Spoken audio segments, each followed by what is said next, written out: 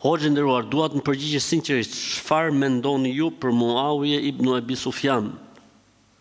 Sepse është një çështje që shumë më intereson ta di se çfarë mendon ti. Për Muawije. E para, pyetja jote ka një mungesë edukate shumë të madhe.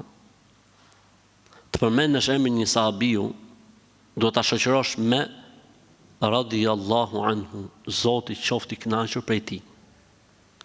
Po inshallah nuk je nga ata njerëz që kanë filluar dilemat dhe dyshimet shiite e shijave të fut në kokë, sepse kjo do të thotë se je duke marrë fund.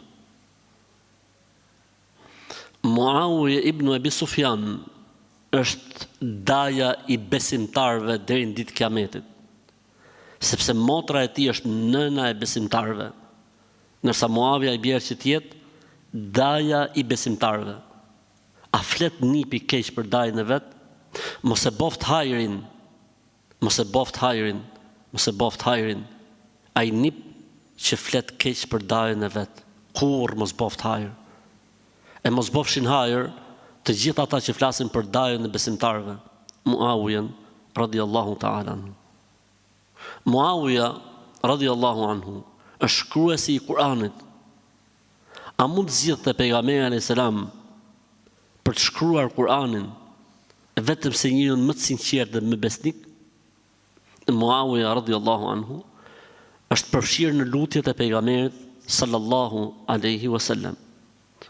Muawija radiyallahu ta'ala anhu është ai i cili mori pushtetin dhe khilafetin sepse Hasan ibn Ali, Hasani i biri Aliut, e pa që nuk mund të ishte njëri më i përshtatshëm për të marrë frerët e khalifatit islam, njëri më të përshtatshëm sa Muawije bin Abi Sufjan. Në kohën e khilafetit Emewi ka ndodhur çlirimi më i madh i islamit në historinë e islamit.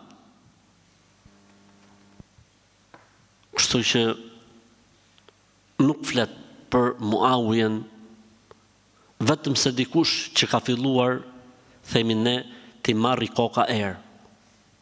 Allahu na ruaj neve dhe të gjithë muslimanët. Amin.